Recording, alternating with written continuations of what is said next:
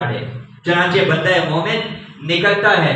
اور اپنے محبوب کے گھر کے چکر کاٹنا شروع کرتا ہے، اور یہ ایسے ہی چکر کاٹتا ہے جیسے وہ ایک دل جلا شاعر تھا نا، عربی شاعر، تو وہ بہت زمانے کے بعد اپنی محبوبہ کے گھر کے قریب سے گزرا، کھنڈرات دیکھے، اسے اپنا زمانہ ماضی یاد آیا، تو اس نے شعر پڑھا۔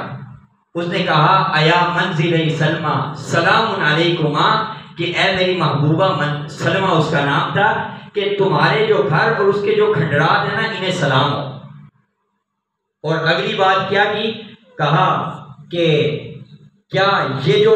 وقت پہلے ماضی میں تیرے ساتھ میرا گزرا تھا اور یہاں پر بہت ساری یادیں تھی، کیا وہ وقت دوبارہ لوٹ کر کے آئے گا؟ گویا کہ وہ باتیں کر رہے کس کے ساتھ؟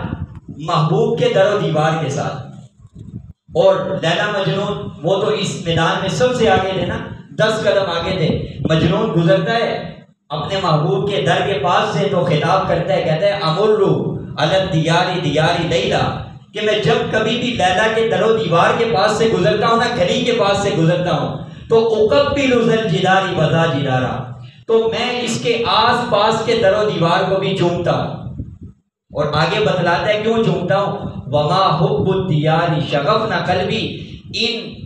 در و دیوار کی محبت نے مجھے اس کام پر مجبور نہیں کیا، ولیکن حب من سکن الدیار، بلکہ ان مکانوں کے مکینوں نے مجھے اور ان کی محبت نے مجھے اس پر مجبور کیا۔ تو یہ بیت اللہ کا طواف کر رہا ہے، محبوب حقیقی کے گھر کا چکر کاٹ رہا ہے، جیسے دنیا کا عاشق اپنے محبوب کے گھر کا چکر کاٹتا ہے۔ یہ چکر کاٹ رہا ہے، ایک چکر، دوسرا، تیسرا، 7 چکر کاٹ کے تھک گیا ہے، اور 7 زبان سے قصیدے، نعرے، لبیک اللہم لبیک، لبیک لا شریک لک لبیک، تلبیہ پڑھ رہا ہے،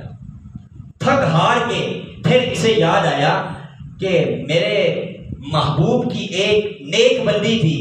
اس کی ایک ادا تھی، وہ اللہ کو بہت پسند آئی تھی، چنانچہ یہ بھاگتا ہوا سعی کرتا ہے صفا مروہ کے درمیان۔ پھر تھکا ہارا مزدلفہ پہنچتا ہے اور وہاں پر جا کر مٹی پر دیوانوں کی طرح سو جاتا ہے،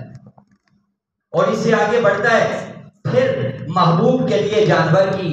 گردن پہ چھری چلاتا ہے۔ یہ سارے اعمال دیوانوں والے ہیں، اب وقت نہیں ہے اس کی تفصیل،